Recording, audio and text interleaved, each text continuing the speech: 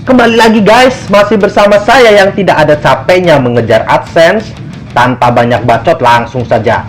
Kali ini saya akan merangkum film di mana seekor simpanse menjadi pintar, lalu mengubah dunia simpanse yang lainnya. Dan ini dia. Skena awal memperlihatkan rimbunnya hutan belantara di suatu wilayah di mana orang-orang sedang memburu kawanan simpanse untuk dijual sebagai bahan uji coba.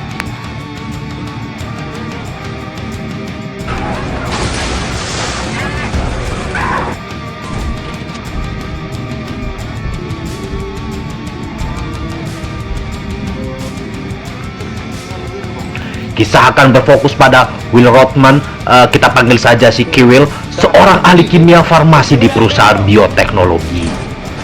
Ia menguji obat berbasis virus ALZ112 pada simpanse untuk mendapati obat penyakit Alzheimer.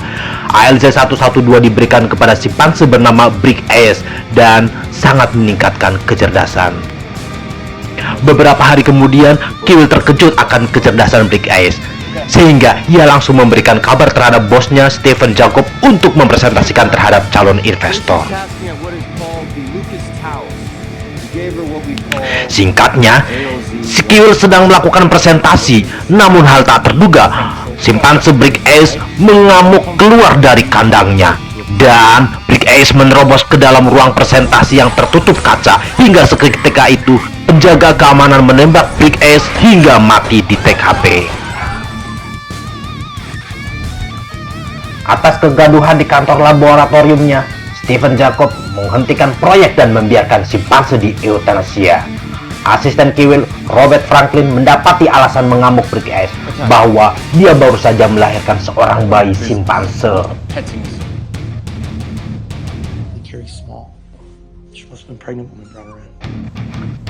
Kiwil mengetahui bayi Brick Ace telah mewarisi kecerdasan ibunya melalui paparan ALZ112 di rahim. Kiwil setuju mengambil anak simpanse Brick Ace, kemudian membawa pulang untuk dirawatnya, dan menamai bayi simpanse itu Caesar.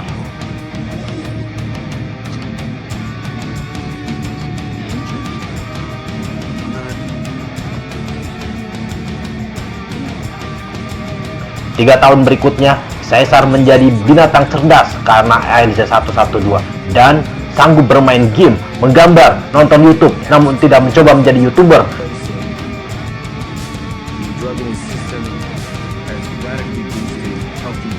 Di samping itu, Kiwil memperlakukan ayahnya Charles Rothman yang menderita demensia dengan ALZ112 yang tampaknya mengembalikan kemampuannya.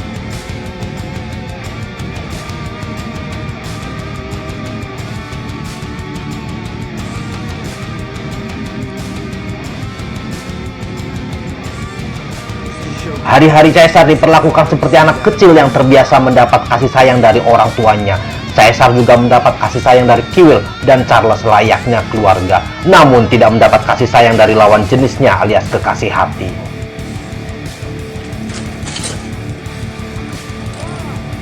Caesar yang mempunyai sifat empati seperti kita pada umumnya tidak tega melihat bocil bermain sepeda yang rantainya lepas, dan Caesar keluar bermaksud membantu bocil tersebut. Namun keberadaannya malah membuat takut para bocil, hingga orang tuanya keluar mengusir Caesar dengan ekstrim. Untungnya, Kiwil dan Charles langsung mendatangi TKP, hingga akhirnya Caesar pun selamat.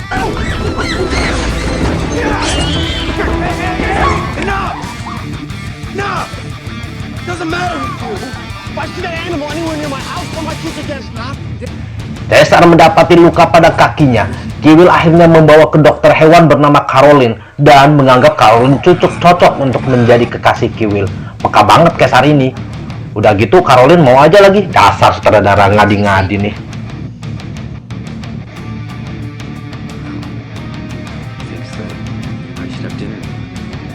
Oke, lanjut. Atas saran dari Caroline, akan butuh ruangan terbuka bagi Caesar. Akhirnya Charles dan Kiwil dan Caroline mengajak Caesar ke hutan Redwood. Singkatnya, 5 tahun kemudian Caesar sudah beradaptasi di Redwood.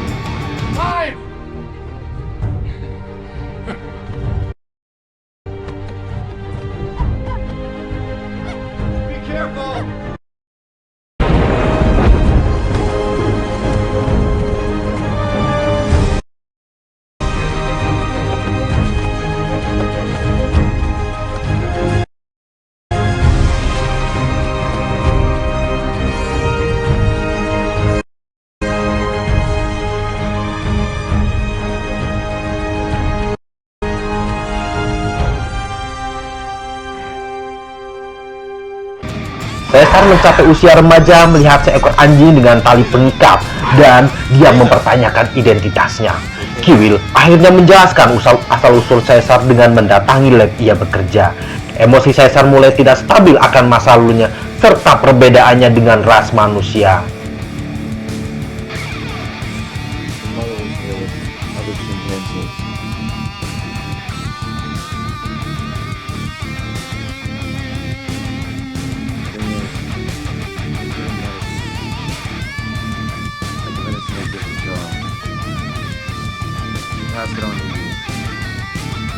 Kondisi Charles kembali menurun sebab sistem kekebalan tubuhnya menjadi resisten pada ALZ-112. Charles mengalami hilang kesadaran akan kondisi penyakitnya. Charles mencoba mengendarai mobil sport milik tetangganya itu. Kemudian, Caesar melukai orang tersebut karena marah. Charles mendapat kekerasan dari tetangganya itu. Hal itu membuat ramai halayak di sekitarnya.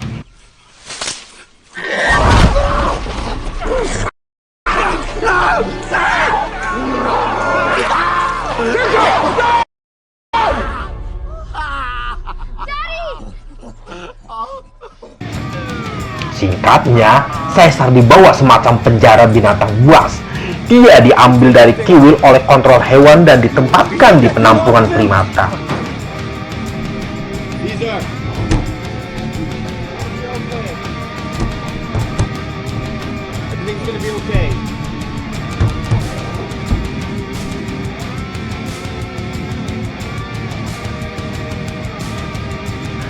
Kecerdasannya yang meningkat dan penampilannya berbeda dengan simpanse lain, Caesar sering tersiksa oleh simpanse alfa bernama Rocket.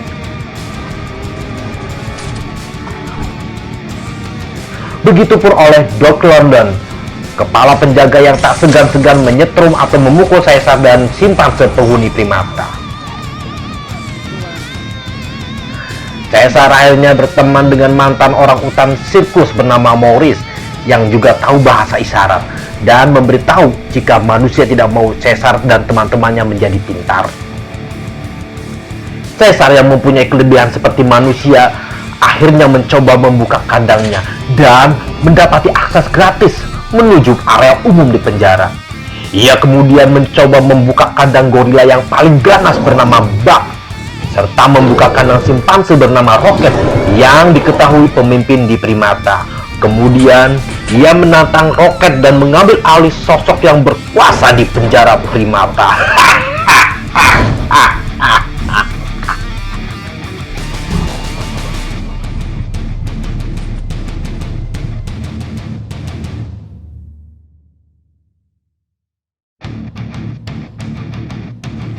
Sementara Jacob mengembangkan versi obat lebih kuat berjenis gas ALZ-113, Kiwil mengatakan kepadanya itu bisa meningkatkan kecerdasan. Kiwil membawa pulang obat untuk berusaha menyelamatkan ayahnya, namun Charles menolak perawatan lebih lanjut hingga akhirnya Charles pun meninggal.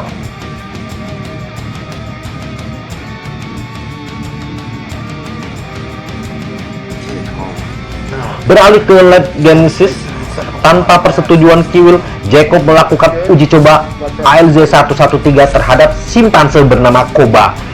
Kiwil sangat tidak setuju dan berlanjut adu bacot, hingga akhirnya Kiwil memutuskan resign atau keluar dari perusahaan tersebut.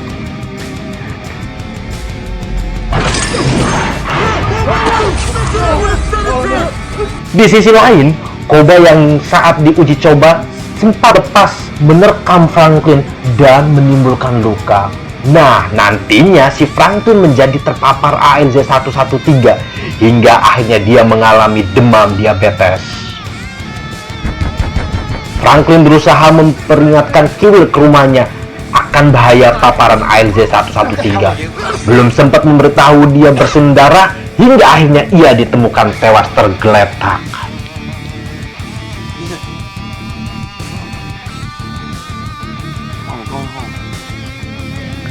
Kiwil berusaha merebut kembali Caesar, namun Caesar menolak pulang bersamanya. Di malam harinya, Caesar kabur dari fasilitas dan kembali menuju rumah Kiwil, di mana dia mengambil tabung ALZ-113 di kulkas rumah Kiwil. Usai kembali, Caesar melepaskan ALZ-113, memungkinkan peningkatan kecerdasan simpanse lainnya.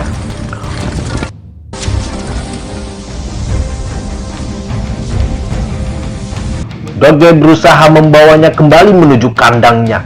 Caesar berbicara pertama kalinya dan bertengkar dengan Dog sambil membebaskan simpanse lainnya yang tidak sengaja mengakibatkan kematian kepala penjara tersebut. Para simpanse kabur menuju lab Genesis yang mencoba melepaskan Koba dan Krat tersisa di Genesis. Di perjalanan, para simpanse dihadap oleh polisi, namun mereka berhasil memporak-porandakan fasilitas umum.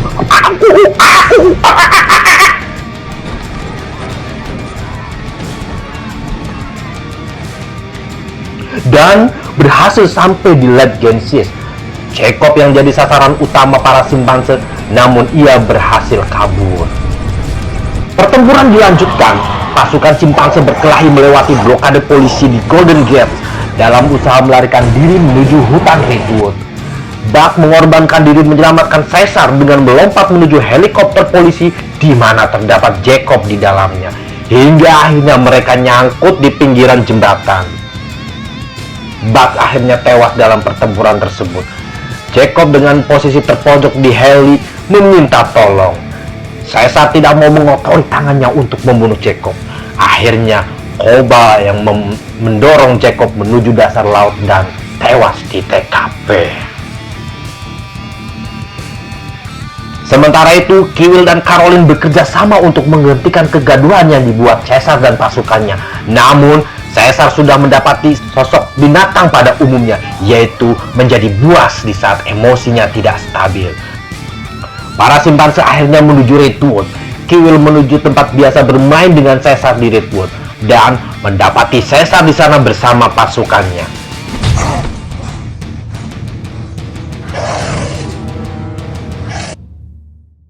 Kiwil memperingatkan Caesar bahwa manusia akan memburu mereka dan memohon padanya kembali ke rumah. Sebagai tanggapan, Caesar memeluknya dan mengatakan, "Caesar is home." Kiwil menyadari perpisahan terakhir mereka dan menghormati keinginan Caesar. Para simpanse tersebut menemukan gaya hidup baru mereka dan film pun berakhir.